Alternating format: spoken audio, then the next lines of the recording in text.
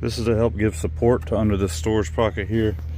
We either won't need that at all because the box is going to support it, or we won't need it because we're going to have to cut into that storage compartment.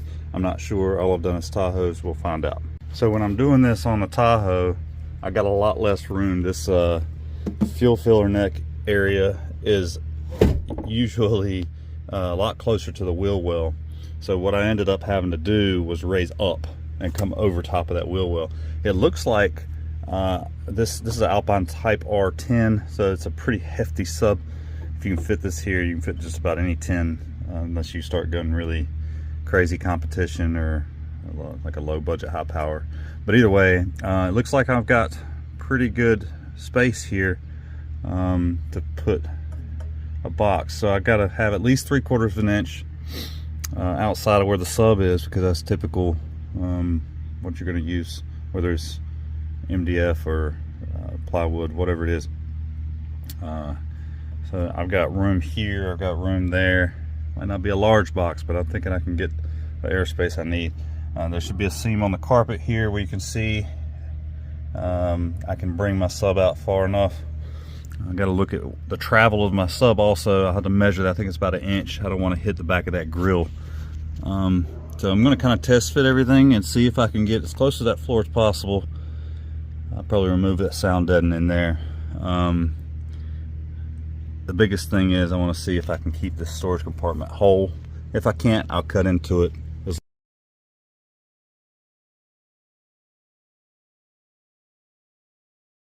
This stud is going to be your reference point. So here it is on the cover, here it is on the floor, and you can see where you're going to be on your guard, your grill.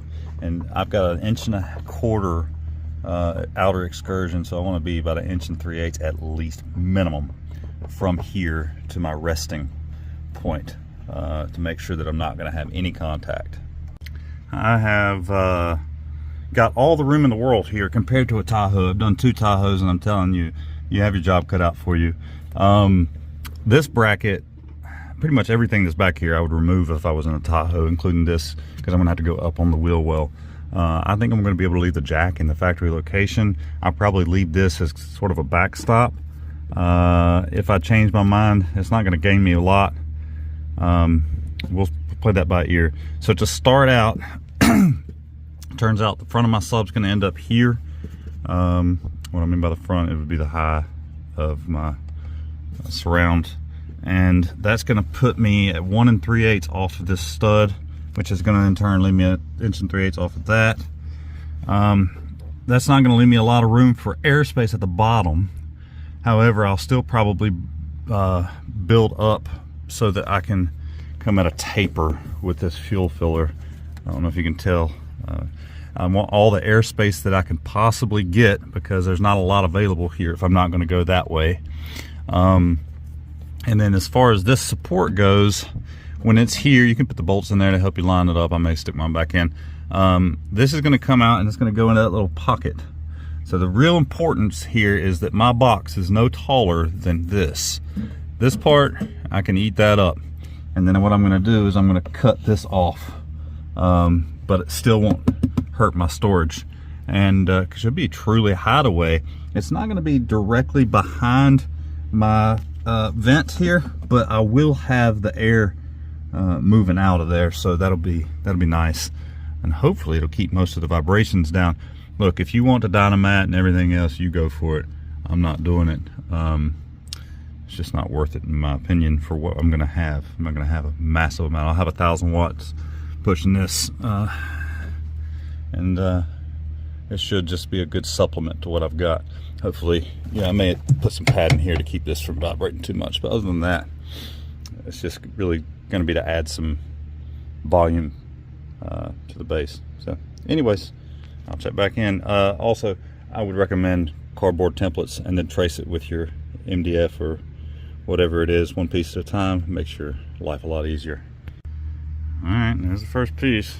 Doesn't look like much, especially with that big old speaker, but it'll give us a base and some structure. So measure about 4,000 times before you make your next cut. I took a piece of cardboard, laid it down in there, and I cut it how I wanted it. Traced it onto a piece of, I'm using plywood. mostly because this is what I have. I know a lot of picky people will say you need to use MDF.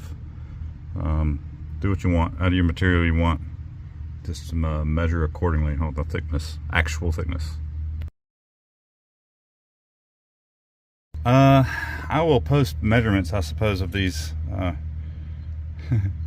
these pieces if somebody wants to copy. I don't really know how to explain to you that I used, or why I used a 30-degree angle, but I used a 30-degree angle on this cut. So it looks like this, and it fits. So I'm going to take this and I'm going to screw that together, and I'm going to continue to jig my way up and test fit the speaker along the way until I have the box part. I'll build the faceplate last, and then I'll probably take it all back apart and reseal it, put sealant in between the boards, and then screw it together, and then we'll finish it up. Also, I will probably run a screw into this wall because it's kind of hollow. There's nothing but body. Just don't make it too long of a screw, just to kind of anchor everything down. It won't take more than one or two, and it'll be permanently mounted. And I did end up cutting out this bottom brace for the stock, so the factory sub thing, just to give me about a quarter more inch.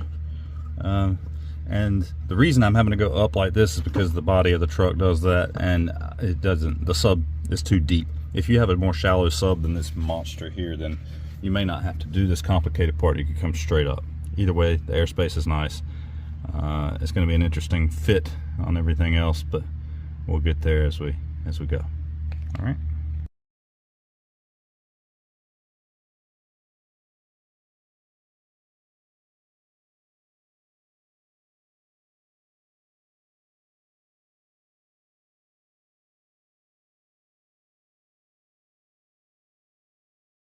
I also cut a piece of that out so it fits down in here. It was rocking on me before. Now it's straight here, and I'm good here. I wish it would go a little further back. I don't know. I think this curves in, so we're just going to play it by ear and see where we end up.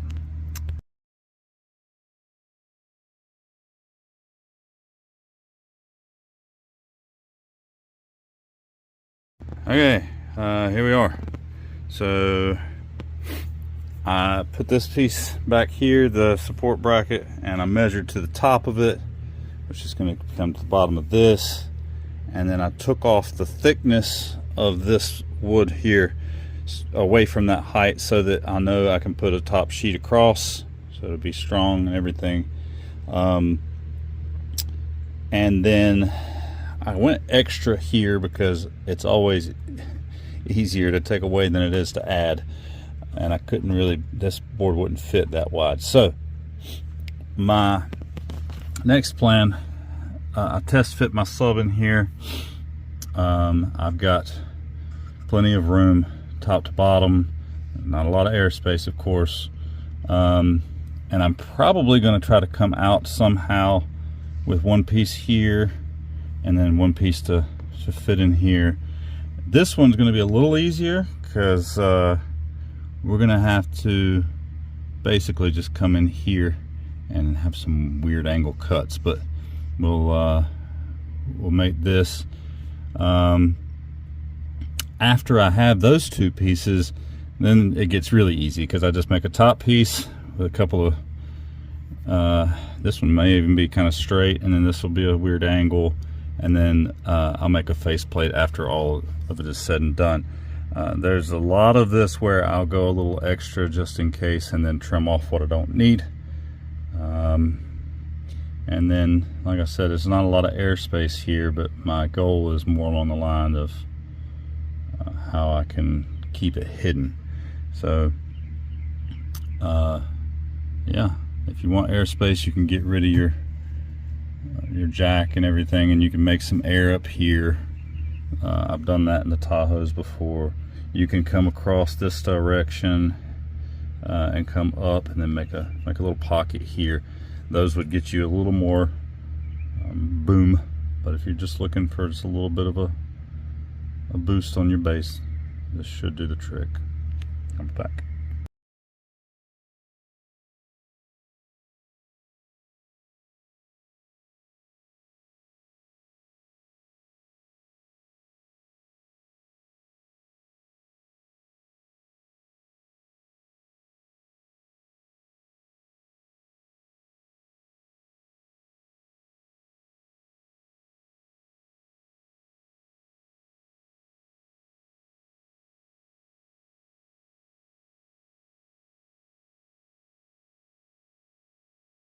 All right, guys, I failed you miserably. My phone died.